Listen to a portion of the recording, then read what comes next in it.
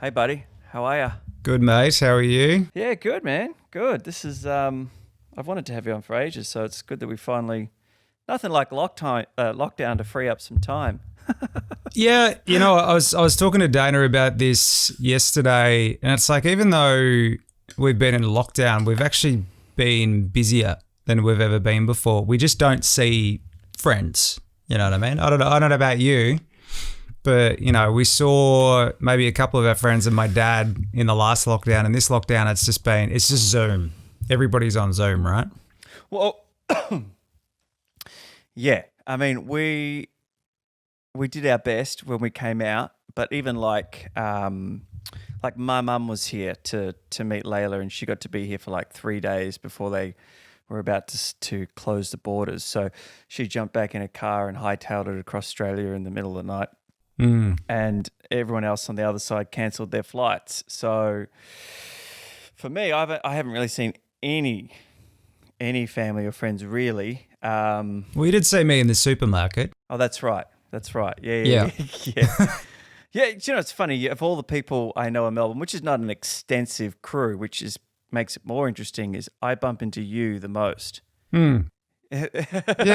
Well, I mean, there's something in that, right? So, Yeah, 100%. Yeah. Yeah, and of course, like the fourth lockdown, not the fourth lockdown, this stage 4 lockdown. I mean, you're not really supposed to see anyone, are you? It's a fucking... No, it's like I don't know about you. I've found this one a lot harder than the first time around. Like lockdown 1 was just like, oh, this is different. People working from home, spending lots of time in your Ugg boots, dressing gowns, whatnot. And you get to lockdown 2, stage 4, which is basically, it's kind of the equivalent of being in prison. You get your 1 hour of exercise per day. You got an 8 o'clock curfew, like you're a 13-year-old kid again. I think that's what bugs people the most. It's not. Yeah. It's not the stay home or whatever. I mean, if you suffer from depression or whatever, this is a tall order. But it's for a lot of people. It's being told they can't do something that really irks them the most. Yeah. For me, like actually, I fucking love it. Like, I have the added bonus of a 5-month-old daughter. So I'm here with her all the time. And now I can offer a lot more assistance to Erica, whereas before I was out the door for work all day and what have you. And albeit I don't do a 9 to 5, it's still a decent chunk. And then I'm home and I'm loading and I'm writing and I've still got all these other things because I believe so fiercely that I need to keep those things, my exercise and my creativity running, because I'm sort of doing a disservice to my family if all I do is come home and dad and work. Like you've got to find, I'm a big advocate for balance. But so this is great, like we're okay. So if 6 weeks this is a nice holiday, you know what I mean? Albeit we're home every day, like you and I were talking about this before. I have a gym in the garage and lawn and stuff like that. So it's a bit different. If we were locked in an apartment with a kid and all of their toys and shit, that would be tough. Yeah. Well, mate, I mean, we're in a, my wife Dana and I, we're in a really small 2-bedroom apartment, and I think we were okay for the first lockdown, but this second lockdown we've kind of realized, we're getting we're getting closer to 40, right? You start going, I kind of need a house, not an apartment. Yeah.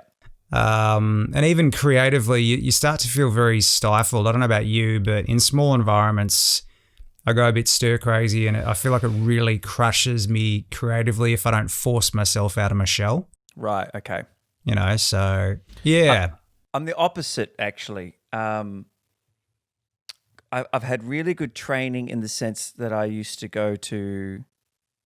I went to sea for 8 years. So I was in a tiny room, just me, for 16 hours a day, if not more, for 5, 6, 7, 8, 9 weeks. Mate, I didn't realize that about you. I don't think we've ever had this conversation. Man, I feel like I've told everyone, but so many people, it's like a big news to them when I finally tell tell it to them, but because it was, I don't know, maybe I just wrapped it up. But when you first met me, I'd only been 6 months on land. Yeah, right. I had done my last trip at the end of 2015. I think I met you in the middle of 16 at Good Life. Back in the day. That guy, I know that guy. So I did that for 8 years, from when I was 25 through to 30. No, I did it for 10 years. Fucking hell. So were you Navy, or were you working just like research vessel or? No, I was oil and gas. Oil and gas, right. Yeah. So like seismic survey ships and rig tenders, or anchor handlers, they would call them. I had no idea.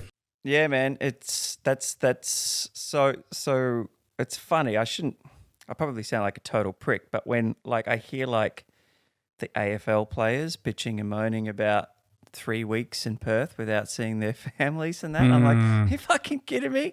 You're in a 5-star hotel. You're playing walk-in rate. You're making $85K a year. You get to play football and get paid, and I haven't seen my mates for 3 weeks. Shut the fuck up.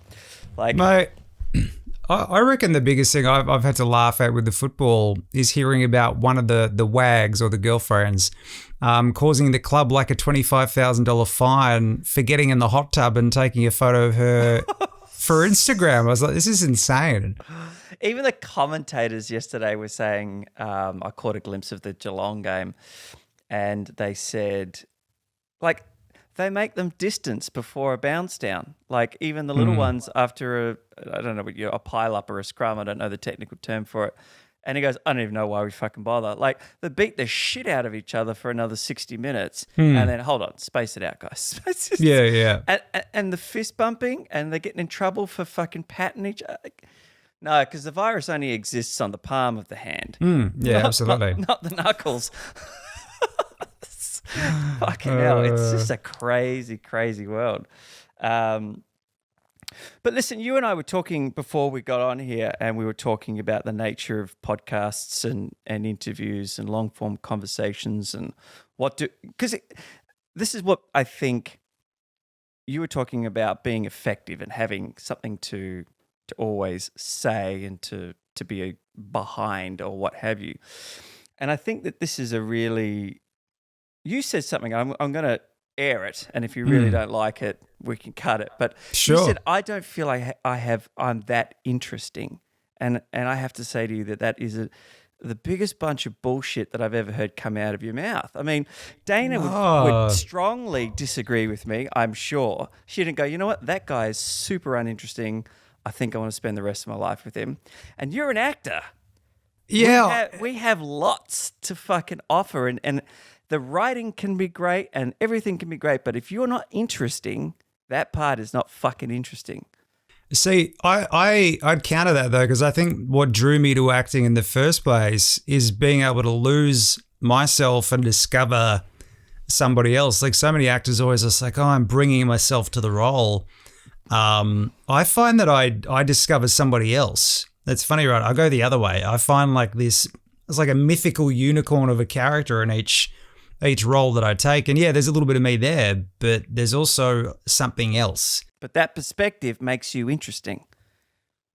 Well, I mean, that's yet to be determined, so outside of my wife, right? So, so I'll bring this around full spectrum, because it ties into when I think about, does this podcast have any legs, right? Like, who the fuck wants to listen to me talk week in and week out for an hour and a half? Like, am I interesting? Do I have anything to say?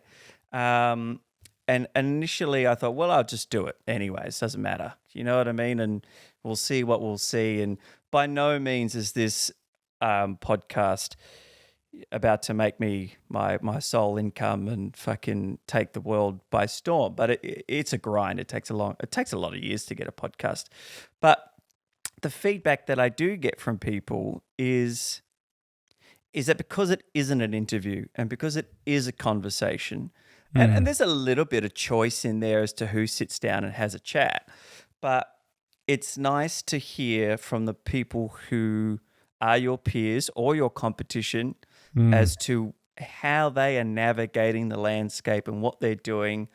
And in your case, what I think makes you interesting is you are constantly recalibrating to be as effective as you can, or at least how you deem to be the most effective. And that's what this podcast is about. It's about people like you who are not just, you said it to me once actually on the phone, you said the days of an actor walking around with their hand out waiting for the phone to ring are fucking gone. Oh, they're dead. Way gone. That makes you interesting. You have insight. Yeah, I mean, I guess it's okay to say it. You're not going to be an arrogant prick if you say, you know what, actually, I'm a little bit interesting. I have moments of interesting. No, but let me look, tell you, no one's going to represent you if you're boring. No, that's true. I think from this perspective, though, because I've become a multidisciplinary creative. Like I think since we last, had a proper sit down about this stuff, I was like, I'm an actor. That's all I'm going to do. And then I think this like lockdown came along and it actually sort of taught me something, which is that I'm actually not that interested in being an actor. I'm just interested in being a storyteller. And I fluctuate now, whether I'm, making a video, making a film, I'm writing a book, right? I've got one chapter left on my first book. That's what I've been doing in lockdown. I get up at 5 a.m., don't have a brain, but just, creating this world of this book, right? You're in your theta brainwave state. Yeah. Coffee helps, obviously. Mm-hmm. But I think it's also, in this day and age, I don't think you can just be one thing. Even if you look at like actors at the top of their game, right? Like they've got production companies. They take a bit more entrepreneurial business nounce and create something that is their own. And then they might write, or they might, bring in other talented creatives to just tell stories. I think that's where we're headed as a society. Couldn't agree more. I couldn't agree more. And that's what this whole thing is about. When I don't know where it happened. It might have been on the back of the conversation that you and I had that I was just talking about, where I said, well, to myself, okay, I've got an idea. I'm going to learn how to write. And then it was like, then my film, Lauren, hit a hard patch. And I was like, well, maybe I got to learn how to fucking edit this thing.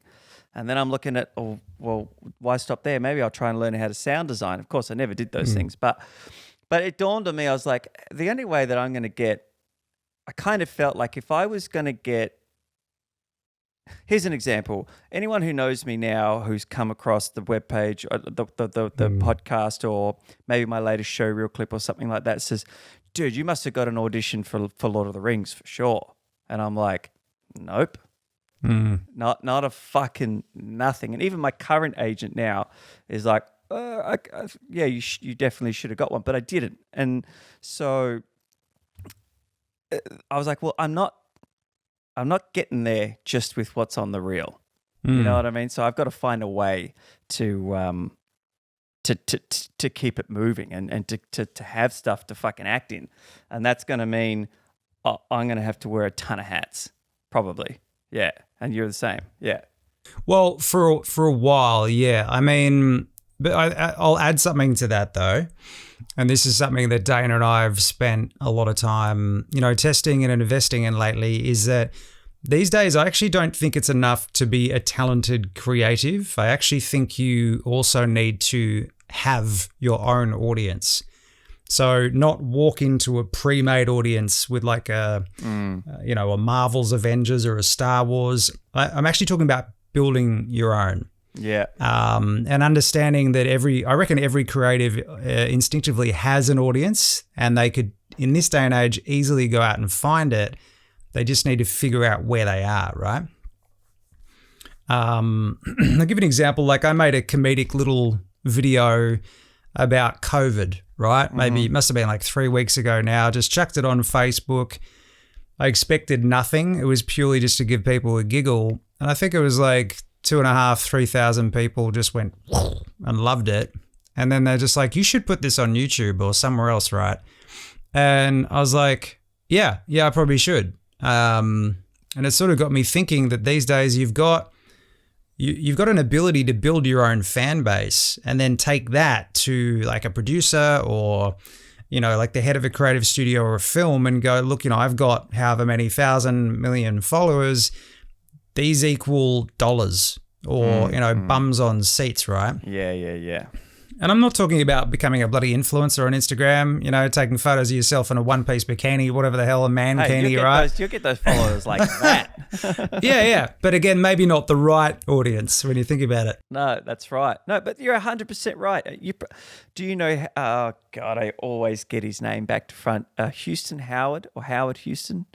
No, who's out? Check out a book called You're Gonna Need a Bigger Story. Right. Okay, cool. Yeah.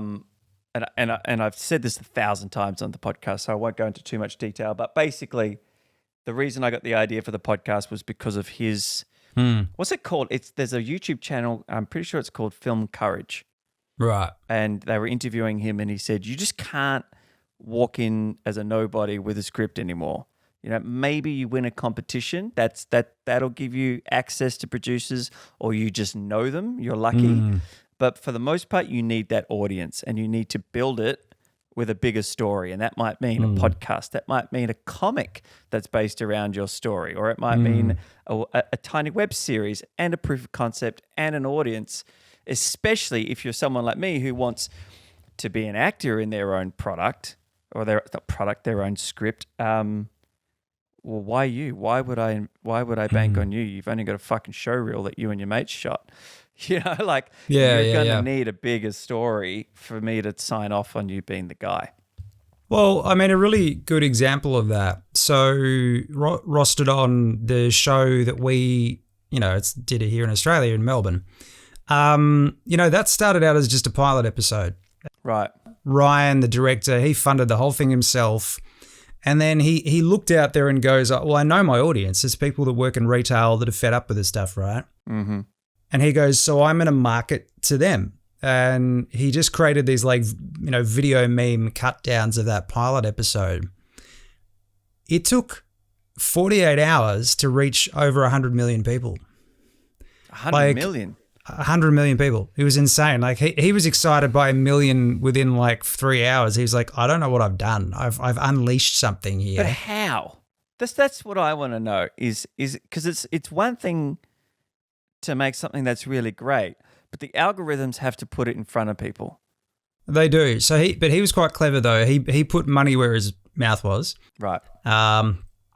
So he created the content, created the shorter, video memes, and then he actually got into paid advertising. But, I guess the backstory is he'd also been running a video production agency for a while. Okay. So he had a little bit of experience with, marketing small stuff, right? Mm-hmm. But I found it so fascinating because the whole, story of Rostodon kind of becoming this underdog, Aussie success, is that it was always about the fans, and they were the ones that spread it like wildfire. So, they used the right medium. So they used, not like Instagram or YouTube, they actually used Facebook. Mm-hmm. Because, he'd create these funny little, video meme cut downs. And he'd, say something like, tag a mate, that this has ever happened to, or know someone like this guy. And I mean, unfortunately, they used my character, who's a bit of a douchebag, right?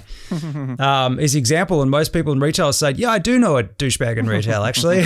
and they go, I'll share it with, 10 of my mates. Mm-hmm. So I think that's also something that a lot of actors are really uncomfortable with doing, which is like the marketing side of what it is we do, right? Yeah, I'd say lazy. Yeah, I reckon fear though. Do you reckon? Yeah, I do, because I think people are afraid of putting themselves out there for fear of rejection. We do that as actors all the time. Yeah, we do, but I think it's different. In a closed room. Yeah. I mean, I think on a film set, right, or a TV show or a TV commercial, I reckon as actors we don't think about it because they're not the ones having to look after the marketing, look after the creative. They're just there doing their job as an actor. I think a lot of creatives in general are afraid of self-promotion because they're like, oh, it's not going to feel authentic or it's going to feel this. No, I agree. Sorry, I see what you're saying. It can come across as very self-indulgent. Yeah, but it's really interesting, right? So Dana and I, we read a book called Story Brand by Donald Miller, which kind of, I think it takes a lot from like The Hero's Journey, if you've ever read that. And it sort of dawned on us that a lot of the time actors, you know, they get so afraid of self-promotion, but they forget that they don't actually have to make it about themselves. You can kind of, it's not about making us the hero of the story. It's about, you know, finding an audience and going, I'm going to make you the hero and I'm going to serve you really, really well with great content. That's the thing that came to me very quickly when I researched how to make a podcast successful. Was what can you give the audience? You know, what's like if it's all inward, you'll never be a success. Yeah, absolutely. Yeah. And so the other thing that I think, so because you went on when you probably at the beginning of that epiphany, you went and wrote a feature, and I would love to talk to you about that a little bit because, see, this is the next step, right? Is we go, okay, I'm going to write something. Fuck yeah, I'm going to write something, and I've got the time and this and that, and you sit down and you read fucking how to save a cat and fucking, you know, whatever, all the storybook script writing things, and you might even take a class and this and that, and you go and write this thing, and then you pay someone to vet it, and then for you, you had someone, if I remember correctly, who was connected, and then they put eyes on it. But last time I spoke to you, that was a treacherous road. I think there's a cautionary tale there for anyone listening to this.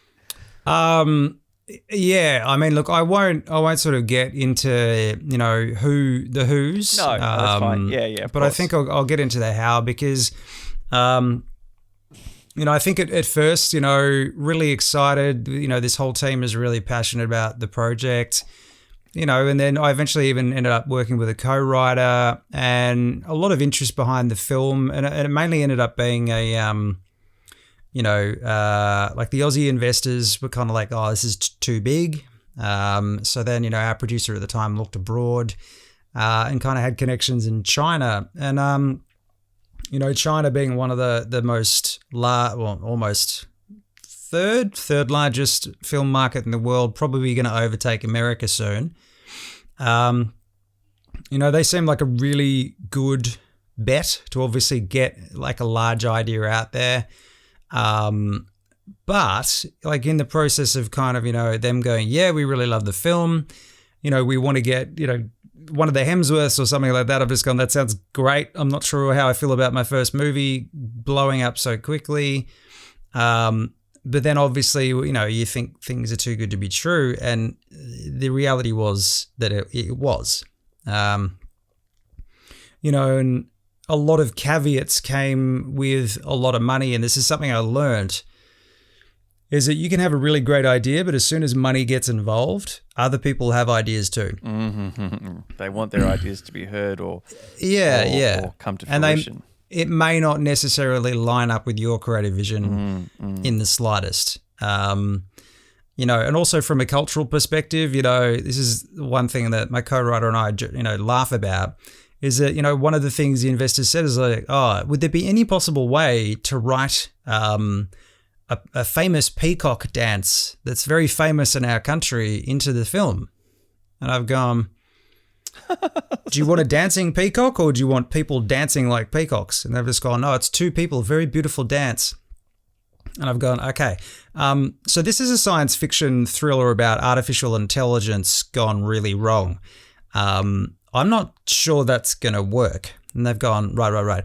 But it'll be much easier for us to get money out of the country to make this film if you put in the Peacock Dance. And we just turned to each other. Can we put in the closing credits?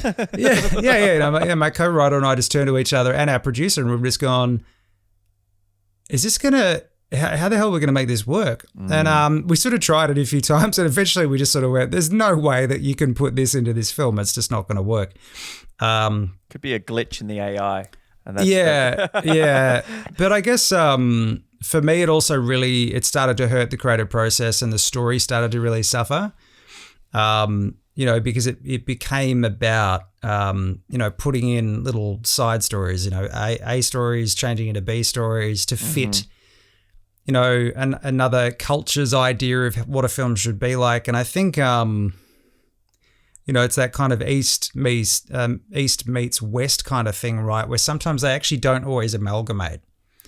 And it's a lot of the time it's better to just keep a really strong structure of the story and stick to that, not try to weigh it down with things, just to get money. So I guess for me, I ended up walking away from my own film. And I haven't done anything with it yet. My producer did reach out to me a little while ago. But in a way, it actually taught me that, these films, this is 3 years of my life, right? With absolutely zero traction by the end of it. So when COVID hit, it actually made me go, I need to go beyond this. I need to go beyond writing a script, because a lot of the time you write a feature script and the likelihood of it ever getting made it's very slim. But you should be creating some form of intellectual property. So for me, it became writing books, Do you know, excuse me, I'm drinking a beer here, so I'm getting a couple of those. That's all right, mate. Beery burps. Beery Do you know James Vector? No. Who's James Vector? He's one of us, actor, mover and shaker. He's just got a film that he wrote and produced and acted in and edited and, well, maybe not edited, but did a lot, called Spotwind. But he and his buddies started now I'm probably getting a lot of this wrong, but you get the general gist. Yeah. Started a cryptocurrency. It's a intellectual property, blockchain-based copywriting company with its own key, with its own coin. Right. So you can buy 10 of their coins or whatever, and then register your book, your script, your fucking whatever on there for $5 or something, or one of their coins, but it's yours and it's on a blockchain with a smart contract. Right. I have no idea what that means. Okay.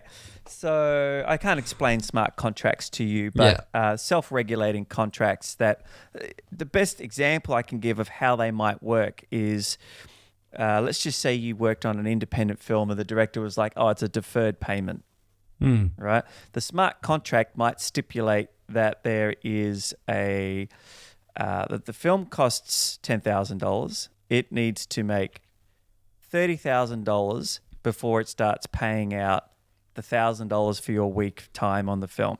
But there would be the smart contract would have access to let's say Ethereum dollars or coins, and would automatically register that and pay it out when it happened. So there was no way that they could ever pretend they never made that money. And as soon as it happens, that would just automatically happen. And it's immutable. Like I think that's the right word. It can't be changed once it's locked in, and it does it for you. So in 10 years in the future, houses will be bought on smart contracts on the spot. Yeah, everything will be done. All of it will be pre-existing inside that smart contract. Done. So, so I just registered my short film Lauren on his site when I thought that I was stepping into maybe some murky waters with people who were wanting to take it or whatever, and beat them to the punch. And so for $1, that's mine. I have copyright over that, and it's what did you say? Intellectual property. Yeah. But yeah, that is the hard thing, isn't it? So there's the power in independent films. If you can somehow, get like old mate who's a successful accountant or a car dealership owner who wants to step his toe into filmmaking and or a successful dentist. Or someone that wants to, film a Peacock Dance. Yeah, exactly. Yeah.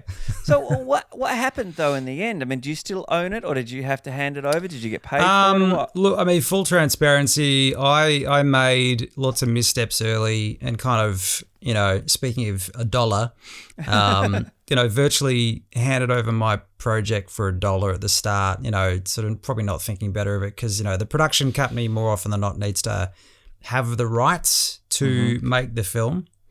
But sort of lucky in a way because it's one of my friends that's the producer and, sort of we always were fairly careful just to keep, the friendship separate to the business relationship so that, they never kind of crossed over too much. And she was sort of saying, look, I still really want to see you make this film. So, we'll talk about, sort of signing the rights back, just so you can get it done. You put a lot of your life into it. And I think that's where intellectual property or the understanding of it is really important. And I think that's something that a lot of actors don't protect themselves from either. No, well, we just, it's that thing of leaving it to the agent. Or we don't want to be involved. Yeah. And I also think that, COVID's going to be a really interesting leveler because at the moment, I really do think that it's a creator's world. Like at the moment, I was talking to one of my mates over in the States and then a couple of friends here. Traditional films are not really working. And you've got all these streaming services, but at any one time, those streaming services only ever had about 6 to 9 months of a buffer of original content up their sleeve, right? Mm-hmm. Now, this virus started in January, February, and sort of started to spread out quickly. Most film productions stopped in March. So I think, you do the math. I'm already starting to see on Netflix it's slowing down on their release of stuff. It's been slowing down. I'm fucking scrolling through that thing for half of my allotted viewing time looking for something.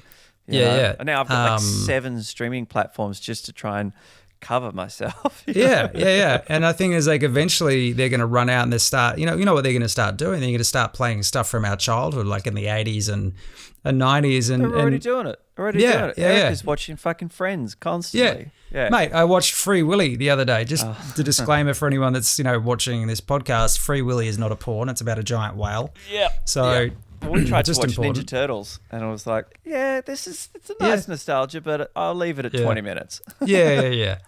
But I'll give you a really good example of the fact that in Australia in particular, we're going to be in a better situation than the States. I think so too, yeah. Probably not Melbourne. I'm going to be honest. I don't think the boom's going to hit Melbourne. I think Victoria's just mishandled things. But anyway, we'll move on.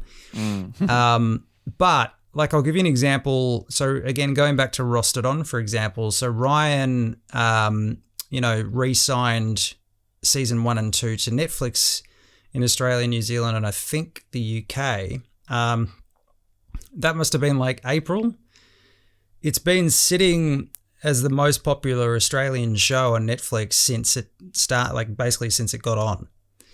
So, that kind of makes me think that, people are pretty hungry for the stuff we're making and the expectation of it being a big budget production is not the case at all.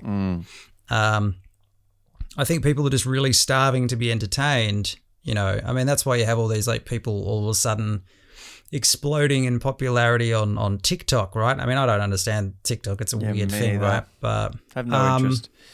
But people are really hungry to be entertained.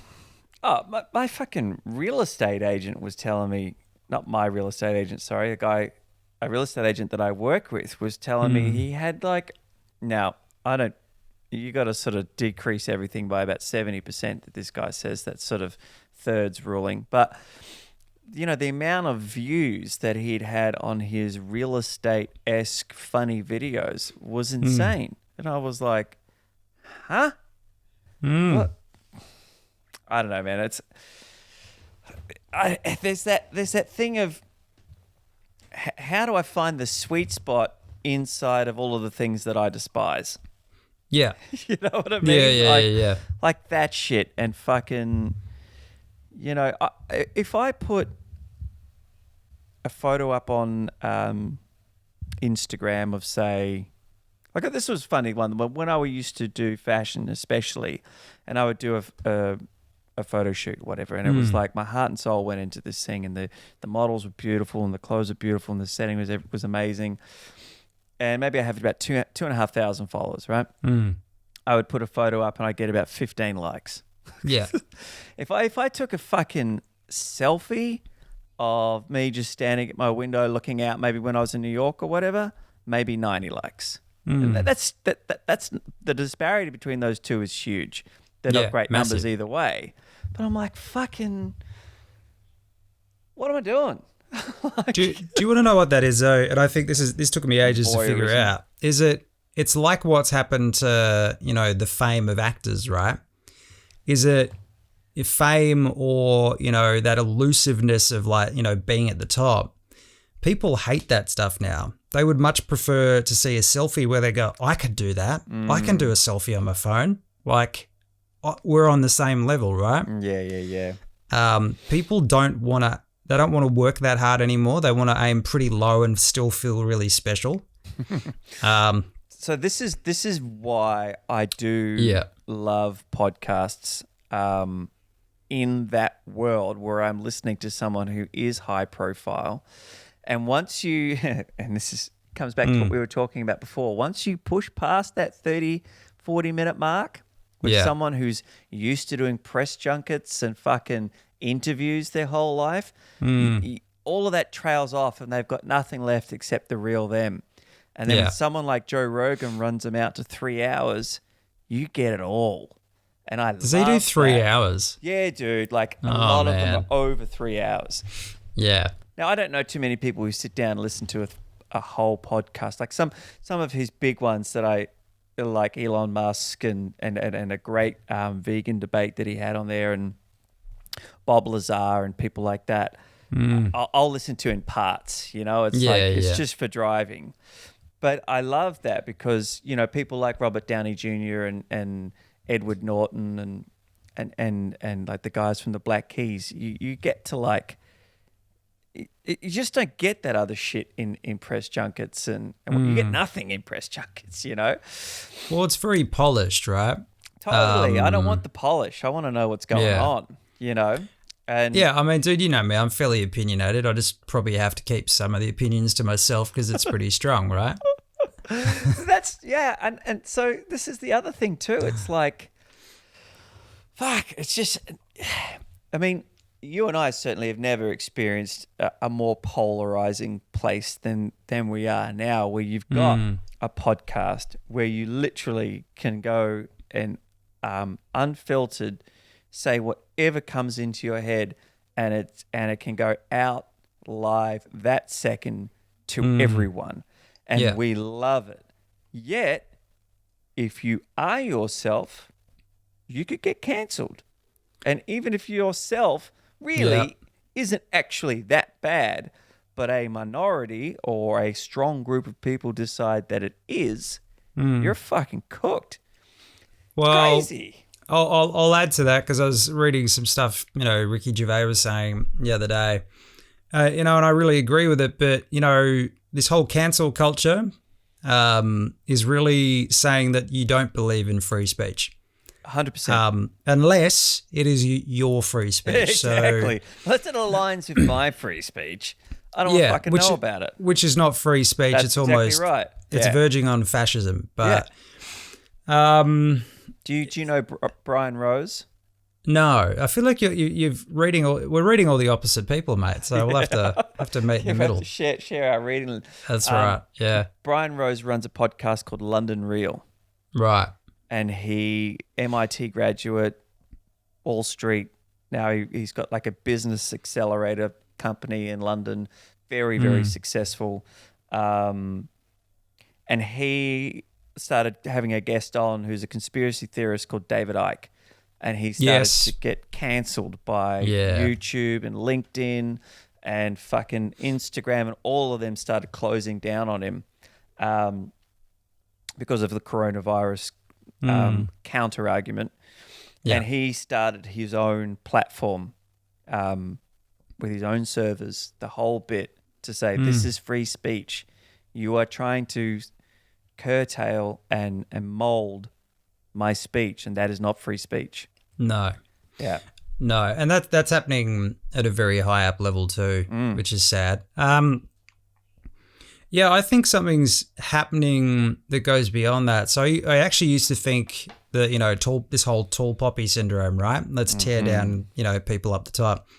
I used to think it was just Australia, but it seems like somebody leaked it to the rest of the world, right? And now this has become a real thing. It's become, the norm to go, I don't want to have to work hard to get to the top because it's so much easier to tear those people down to my level. Yeah. And the thing is, you've got, I think it used to be like when I was growing up in the 80s and 90s, if I had a differing opinion that might offend someone, we would talk it out. And a lot of the time, we'd have this kind of debate, and then at the end I'd go, yeah, okay, I'm really sorry. I didn't see that. I can see what you're kind of talking about. And then I'd explain my side of maybe what had led me to, have this opinion, whether it was right or wrong.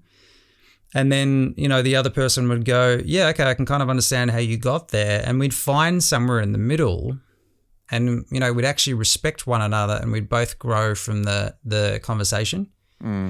Whereas I feel like these days people don't want to have the conversation. And I go, so is your agenda for people not to grow? Because if you want, because these people are saying we want to change the world for the better. I'm like, I don't actually believe you. Yeah, nah. I think what you want is that you just want to be the dominant person or the dominant, race or whatever it is. And the reality is that's not equality. That's, moving towards totalitarianism, right? Where you're just replacing, you're just replacing one power with another. Yeah. And it's not like that hasn't happened in history before, but I would imagine as a progressive society, I thought we were beyond that, where we could actually talk about our feelings and get into the mud with one another. And I mean, especially as actors, right? We do that in every single acting class. Yeah. Right? I wish everybody took an acting class so they could understand empathy. Hugh Jackman has a very, in the world, famous chat to a big audience about that very thing. And it was he was very direct with actors about why don't you transfer everything that you talked about in class to your everyday life? You poured your heart out, you understood the motivations of this troubled character, yet as soon as you walk off the stage or back to your own lives, you divert or revert back to the other thing where you don't talk and you don't introspectively analyze who the fuck you are. Yeah. It's sad. We're in a serious short supply of balance at the moment, and we so desperately need it. And so long as we have this hypersensitive culture, everything has its place, right? But the pendulum is swinging from fucking 90 degrees. It's a full 180 swing, if not more. Dude, I think the pendulum's stuck. I think I think it swung and then it hit a brick and it got lodged and it hasn't come back down again. Yeah, right. And you're seeing that in the political space as well, like across the world, like we've got some of the worst leaders in the world at the moment, all trying to solve the biggest problem that we've all ever faced, right?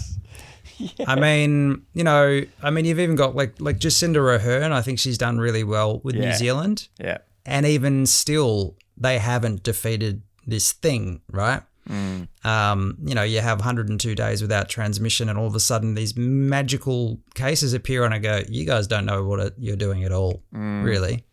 And none of us do. The reality is, the scientists are doing their best, but as people, we suck at dealing with this. Yeah, and we can't trust a single fucking piece of data that comes out because nothing is coming out unadulterated. No, I don't believe that. It's being filtered. 100%. But bringing it back to creativity, though, like at the same time, I think this whole experience is forcing us to kind of go back to basics, right? You know, like really reevaluate what's important, you know, like family, friendships, like, you know, human intimacy. And like, you know, there's definitely a lot of vulnerability out there at the moment, but there's also a lot of anger. There's a lot of unresolved anger. And I think this has been bottled up and in building up for a long time, right? Yeah, go on. And it's just coming out all at once now that all of a sudden we're in this tiny little lockdown bubble, and all we have to do is look inwards. And for a lot of us, I think it terrifies us. Are you a Jordan Peterson fan? I have my moments with him. I'm sort of neither here or there with him. I think he has some interesting points, but at the same time, I think maybe too hardline in one direction. Okay. There's one thing that he does say, and I'm not a full bottle on him. For the most part, I like what he has to say. And like you, but for probably the opposite reasons to you, I don't stand with him. But one of the things that he does say, which I believe to be scientifically proven, not only do I just believe it in my heart, is that if we all focused inward in being the best version of ourselves and stopped worrying about everyone else around us, so literally every single person on this planet just went, I'm going to take this 6-week lockdown and make a better me, all of the shit fucking disappears. I mean, Elon Musk talks about this, but in respects to his Neuralink, is that he says that once everyone is chipped, that's kind of going to be transcendence, right? That once we are all hooked up to the system of infinite knowledge, we will surpass our unintelligent ways. Yeah. So we will no longer understand who we were, and we will be a better society because of it.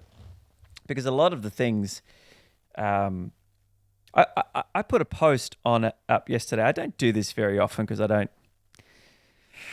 just don't get into that shit. But I'm part of an online training group, which has been really, really helpful to me, in just a complete physical rebuild and finding out all of the shit that's wrong with me for years of bad training and what have you. But we were doing an online training course, and I had just done what they call a structural balance test week, where they have a spreadsheet, and they've spent 10 years devising the algorithms and what have you, that if your target 6 max reps is 100 kilos at your bench and 100 kilos at your squat, you put those numbers in, and then it infiltrates every other exercise and tells you what your max weight should be for you to be strong and balanced. Yeah. Anyway, so the coach is looking at my stuff, and he says, look, a lot of people, I'm just giving you the heads up, a lot of people think that I'm way too harsh and way too critical and blah, blah, blah, blah, blah. So if I, this, that, and the other. And I was like, mate, if only you were. I cannot tell you how much of an advocate I am for being efficacious, right? It just really, and he still, even when he finally delivered it, was a million miles away from where he needed to be in terms of being super, super critical. So I made a big write up about this thing, and at the core of it was that, and this would come from what Jordan Peterson is talking about, is that we have emotional choice. And no one teaches you that. I didn't get taught this till I was 33, that you don't have to stare at that photo of an ex who dumped you for fucking 12 months. Do you know what I mean? And watch and drink piss all day long and stop exercising and ask why? You don't have to do that. And that might be what you've seen in every romance film and every book. But that's because storytelling on the screen and in books cognitively only works if it's constantly infiltrated with conflict. But in real life, that's no good. Yeah. And so you can choose in a second to just not think about it anymore, to let it go. And no one teaches you that. It's just like no one teaches us at school how to learn. They just teach us what to learn. Yeah, and it's very heavily dictated by, whoever's in power at the time as well. Like, what we learn is always on a sliding scale of what society expects from us, right? Mm-hmm. But at no stage does that ever address that internally we might actually expect something totally different from ourselves in our future. Totally. Yeah. Someone posted the other day saying, and I read it and I thought, really? Has this happened? Fucking yes. And then I get to the bottom, it was like, if your government really cared about you, this is what they would be making mandatory. And it was, I think it was an anti-masker, but what they were saying was, what's our Prime Minister, ScoMo or something, is it? Scott Morrison, yeah. Scotty from marketing. Yeah. So and the Victorian Premier have now, I'm making this shit up, but you get the general gist of it, have created a mandatory scheme where everyone must exercise for 30 minutes each day and proof of exercise and, whatever. And I was like, this is it. And that the obesity is actually the pandemic and we're going to right the wrongs of food companies and what have you. And I was like, oh my God, this is exactly what we need. If you're going to make a mask mandatory, make exercise mandatory. See how quickly you stamp out all kinds of shit. Mate, if you want to get some great exercise, all you need to do is go into your local Coles and Woolies and be that one person that, you see the last remaining packet of 5-star mints with some rando in the aisles, and you just, you got to sprint it out, right? Mints, and you did you say? Mints, mate. I'll tell you what. Everyone's making spaghetti bolognese. Yeah, exactly. No, I just find it really funny though that, during this pandemic, especially Victoria, we've just been locked down more and more and more. And each time you kind of go, you know what? I feel like I have to dig down just to remain human. Because you look around you and, there's a part of me that wants to organise a rally to sue media companies at the moment. Right. Because they are fear-mongering like Assholes. Never before. And there's a part of me that goes, why should they not be culpable for the damage they're doing to people's mental health that actually could result in loss of life with how much they're trying to scare us? 100%. 100%. Yeah. My dad rang me the other day and he's big for the news every morning, and he's over in Western Australia and it's the first thing he does is just tune into the horrors of the world. And I'm like, okay, I'll stop you right there, Dad. No more. I do not want to hear it.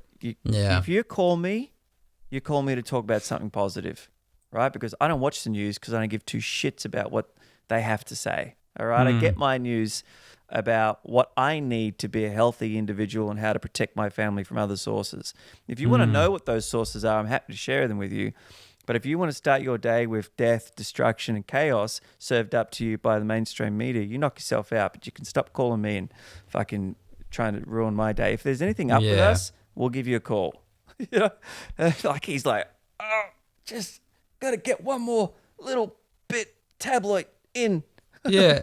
Well, it's also I took a week off, the news, and I've come back to it because I'm a stats guy, right? I like to look at stats. It's weird. I hate spreadsheets, but I love stats. The concept that I can look at a graph and go, all right, something either adds up or it doesn't. And I'm not going to delve into conspiracies and stuff here, but I guess to me, all the stats show, regardless of accuracy, is that the media is very happy to let us do this. That is the one undeniable stat that has been consistent throughout this whole thing, is that the media is absolutely loving this because, they're getting sales going up again. They're able to sell products, right? It's like World War II. It's amazing. But I really do feel though for people that, they're stuck into that cycle. Yeah. And, they're reading the news and there is nothing hopeful. No. Every time someone talks to me about it, I'm just like, I tell you what, give me one good piece of news that you've read in the last 30 days. And they go,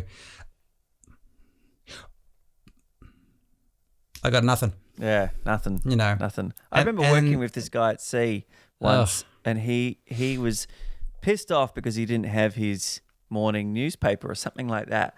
And he's like, he's got to have it. I've got to know what's happening in the world. And I said, why? And he said, I don't know. What do you mean? And I said, what have you ever done with that knowledge that has made your day better? Yeah, had true. No fucking answer for it. Yeah. I hope, and he would never tell me that he stopped reading the newspaper after that, because if you're a share trader and you need to know what's happening, I get it. And my dad is a share trader. I'll give him that. Yeah. But at the moment, unless you're in like, I don't know. Anyways, we go on. Let's bring it back down to some creative projects before we wrap it up. I will say one last thing though. This is something for all of you out there to chew on. I had to laugh so hard when one of my mates is just going, you know what? If we were back in the days of Vikings, none of this COVID shit would matter, because you'd be marching the old people up to the rock and going, all right, off you go, jump to your death. We'll see you in Ragnarok or, in the afterlife. And I was just like, I've even spoken to my grandmother about this, and she's just gone, I'm so thankful I'm not in a home, because once you're in one of those things, you don't have a quality of life anyway. It's just you're being babysat until you're ready to cark it, kind of thing. And it just sort of makes sense to me. I would never want to be in a home. My dad never wants to be in a home. Our lives we're living longer, but the reality is the quality of that life's not great. And, I'm extremely sad about, sort of the deaths that are happening, at the moment. But I don't think these people's life, unfortunately, in these homes was ever that great to begin with. And I hope that it actually makes people think about how we treat old people. Instead of just shoving them like sardines in a home, how do we actually look after them better so that they go, this is a good way to end my life. This is a good way to see out the home stretch. Yeah, well, because it's never about what's the best care for. That's the dialogue, but really, it's I couldn't bear if something happened to them, so I need to put them in a place that's safe so I can get on with my day. Yeah. So out of sight, out of mind. Totally. Completely out of mind, because I'm not like my granddad lived in his own little apartment till he was 92 alone. Yeah. And eventually living alone got him. But that's okay. He's fucking 92, you know. It's time to go. If I live to 80, I'll be happy, right? And even then, that's probably pushing it for me. I mean, nothing that amazing is going to happen to me by that stage, right? I don't know. Come on, man. Fucking doom and gloom over here. Look at Clint Eastwood. He's directing films at 93. Mate, I look at Clint Eastwood, right, and he's like, I love the man, but he does look like a skeleton that's being propped up as he kind of scowls towards you, right? Yeah, I know, but, he's out there and he's doing it. He's like an animated corpse. Anyway, sorry, I shouldn't say that. I actually love Clint Eastwood. But he's unreal. I hope he never dies. But, yeah, he's old as shit. But he carries himself his skin's all fucked up and his fingers have got that bent shape to them and everything, but as you would expect, But listen, so what's outside of the film world then? If you're writing a book, what's the play there to get that honestly, moving? mate, I always planned to write. I was always going to transition into being an author. I think it's just happened a little bit more quickly because it dawned on me, very rapidly, that if you look around you in the world, the things that get made, the most successful projects normally have a pre-built fan base, their intellectual property, they're not going into the market cold. And I like the fact that in this day and age, I don't know if I don't want to, I don't have to go through a traditional publisher. Like there is so much opportunity to reach an audience these days. Off your own bat, using your own skills. Like you can literally take your story, market it however the hell you want, pocket all the money other than, the distribution channels, and then do something like what, the author of 50 Shades of Grey, even though I hate the film, I will not read the book, sort of they self-published, and I love the fact that the story was that basically this studio goes, all right, I want to make 50 Shades of Grey. And they're like, yeah, great. but I'm writing the screenplay. And they're like, oh, no, we've got a team for that. And they're like, no, I own this. I'm writing the screenplay. Maybe they should let the team do it. Well, I mean, look, it's still made a lot of money. I mean, like, you know, they've done, and they self-publish. Audience. Yeah, they self-published right from the start, though. So I think for me, I've got a little bit fed up of just going, oh, you know, I'm going to make a feature and I'm going to do this and I'm going to give it to someone else and they're going to take the creative license. I think for me, I'm a little bit too old for that now. Maybe my 20-year-old self would have just gone, yeah, take my project, make me, you know, help make me. But I think in this day and age, I'd rather be responsible for my own journey. I'd rather drive the vehicle instead of just, you know, hang in the back of the bus and just wait to see where I end up, you know? Yeah, I do. Louis C.K. is a big advocate for that. All of his show and his specials, for the most part, are on his website and you buy them directly from him. Yeah. And he managed to shoot one after all of his, you know, cancelled business right before the big lockdowns in America, which he didn't go to Netflix or anything like that. He's just, fuck you. I'll do my own, you know, and you buy it directly from him. It's like $5, you know, and he probably still makes more. Well, I think as well, you know, I look at it this way that, you know, even with companies like Netflix and Disney, you know, they're completely bound to political machinations as well. There's certain ideals that run through them, like, you know, and most of the companies are very, very left leaning these days. You know, and you know, the concept of inclusion and diversity, which I think inherently is a really good thing. But these days, everyone's kind of using it, I think, more as a tick box and a forced diversity and inclusion versus actually going, you know, we should empower these people to make stuff. Does it serve the story or does it serve our appearance? Yeah, I'd rather see our funding bodies figure their own shit out and actually go and fund proper diverse projects where actually they just go, here's the money, and they take their hands off and they let people from different backgrounds really tell their own stories. As opposed to going, oh, you know, we're going to all do it together and stuff. And I've just gone, well, I'm pretty sure history's proven that, you know, white people getting involved with diverse people and going, here, let me help you tell the story. It always feels a bit naff. 100%. That's what a guy said to me when I was talking to him about the park on this podcast. He's a South African director, and I was pitching him on the film, and I said to him, you know, and let me tell you, I was like halfway through the pitch. The last thing, as said to me by a good friend, that Africa needs is another white person trying to save it. And he was like, thank fuck you said that, you know, because now we can continue to talk. But you're 100% right. And it's okay that each little body of people or whatever makes content for their own body of people. There's nothing wrong with that.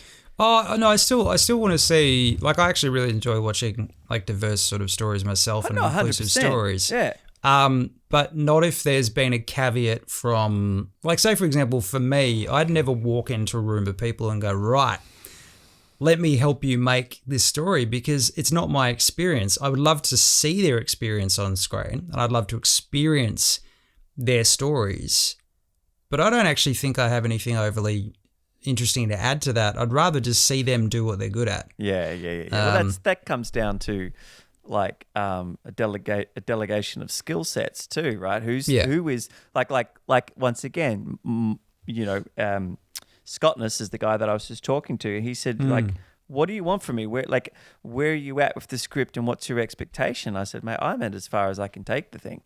I now need a female South African writer to take it to the next place, and I'm more than happy to hand the script to her and just be story by me, written by her. I have no pride over being the guy who wrote this thing. I just want it to be done right by the right people. Well, I tell you who's doing it really right. So Tony Ayres, who has Matchbox Pictures, you know, I've been very lucky to work with him on a couple of his films and TV shows. I think he's, like, in Australia, if anyone listening to this does come from a diverse background, he is probably the best role model within Australia of someone that's actually doing diverse, inclusive stories right. You know, sort of a gay man from an Asian background, you know, who's had so much stuff happen to him in his life, he has the best approach to getting those stories on the screen, because he actually empowers people from a diverse background to really dig in and tell their stories. And it's not forced. It's actually really supported from the right channels above. You know, so I think there's something very powerful about getting the top person to be from that background versus, say, for example, defaulting to like a rich white dude that really doesn't have that true understanding and is just going, oh, I hear that diversity it's popular right now. I should probably throw my money at that. And I don't think that ever ends well. No. They eventually get found out and it washes away, and then the true self comes out and you're just a fucking con artist. Yeah, and it's also robbing the industry of the actual equality that people are trying to build. But, you know, in saying that, sometimes I think maybe it's gone a little bit too far because it feels like it's become a bit of a checkbox as opposed to like a real reason for art. Yeah, 100%. Yeah, it's like applying for a grant. Like, don't even think about it. Like, there's not a grant out there getting approved that isn't full of diversity. Look, I mean, you know, my away from the film industry, right? So my father's partner works at Melbourne Uni, and she loves the fact that, you know, like Melbourne Uni's really adopted more of an inclusive approach, but they've done it the right way. Right. They've done it where it's about, you know, the skill set as well. So it's not just the fact that they're hiring from a diverse perspective. They're actually getting really skilled people in to do it, which I love. Whereas I think sometimes in the film industry, you know, I've seen a couple of projects where I've just gone, oh, I didn't really believe that person in that role. Like, yeah, they were a diverse role, but I don't think they've ever had training, or some of them had never even been on set before. Yeah. And there's a part of me that wanted to scream because, like, you know my background. I've been working with actors for a decade. I'm like, I have like 10 people that I could have gotten in front of you from a diverse background that have been training since they're like 6. Give these people who have put the time in their fucking go. Yeah. But I think, and I'm going to bring it back to the original thing we were talking about earlier, the people that did get those projects, though, it was about audience. They had a massive audience. And I guess this is why, you know, bringing it all back to that, I think, you know, we have to build an audience. We have to actually also own our audience. And, you know, like you can build it on Facebook or Instagram or whatever, but ultimately you've got to somehow get them across to your platform so that if all of a sudden Facebook says, I'm going to take your audience, or Instagram or whatever, or even like, look what's happening with TikTok, right? You know, it's going to get shut down for a lot of people. I think you need to figure out a way to have a group of people that are so loyal to you that when you go into a room with a creative project, the investors go, this is a no-brainer, you know? Yeah, this is gonna have traction the second it gets released. Yeah. We're not gonna have to build after the fact. Yeah, 100%. Yeah. Well, man, lo and behold, you made it to 1 hour and 10. Oh, look at that! Yeah, told you it flies. Yeah. Well, for those that are listening, I said to you beforehand, I'm just like, I don't do long interviews and chats and stuff because I don't think I've got that much to say. But you know, clearly we do. I really appreciate you taking the time, man. It's good to catch up with you. As always. Yeah, you too, man. There's a lot of time between catch ups, so we're busy people. Yeah, but it's good, you know, like, and I think, you know, seeing you grow and do this stuff's really cool, man. You know, it's like, I think like myself, you know, when times get tough, you keep growing and you keep investing in yourself. And I think for anyone out there listening, you got to do that. It's important. Yeah, absolutely. Don't, just like I said this the other day, you got to let go of this, the woe was me, because you know what? You're only 5 days into stage 4. Yeah. Right? Yeah. If you want to make it to the end, give yourself a project, right? Just whether it be your body, your mind, or something creative, or your family, or just something that's going to take that time, you know? And you can do a degree on that project on fucking YouTube in that time, or a million other platforms that are giving up free education, but do not, because tell you what, like we've already said, there's nothing left on Netflix to watch. right? Nah. So fucking, or you're going to be broken by the time you come out of it. Yeah, and I think as well, like, but also taking time to reflect, like, like that's part of it. Yeah. Yeah, like I'm closing down my headshot business soon, right? I'll take any of your old clients if you want to. Sure, you probably have to, because I won't be doing it. So there's, but that's like 9 years, and it's also like understanding that it's okay if your identity shifts a bit too. Totally. I started it as a side hustle, and now I'm kind of just like, you get to a point, it's okay to evolve into different passions and things, Yeah, fuck yeah, man. You have to. Otherwise, because the growth curve that we live in now is almost day to day. It's not decade to decade anymore, So you fucking got to, or you're cooked, unless you're one of the lucky few who already are established. And that's you're lucky. Good for you. Well, listen, man, enjoy, and I hope that the pathway to getting your book launched is a lot less troublesome than the film, and we see it on shelves in the not too distant future. Well, yeah, man, me too. I mean, that's kind of the dream, but at the same time, regardless, it's been a good learning curve, and I think that's the main thing for me. It's been fun. You got to have fun, right? Yeah. Oh, God, I wish I could have fun writing. I wrote a pilot actually since we've been in lockdown. It was fun learning the specifics of how to write a pilot. But I can't wait to shoot it. I've put together a team of guys with all the gear, and we're all So here you go. We're all actors. All can shoot, all can edit, all can write, because we fucking have to. And so now we're this little team that can we've got 3 projects ready to go. As soon as that fucking lockdown is done, we can start shooting with all of our own gear. And I'm so excited about that, because I've been trying to get that happening since the fucking day I landed in Melbourne. It's taken 4.5 years. That only took a pandemic, right? So yeah. Love your work, buddy. Good to see you. You too, man. Catch you soon. Bye.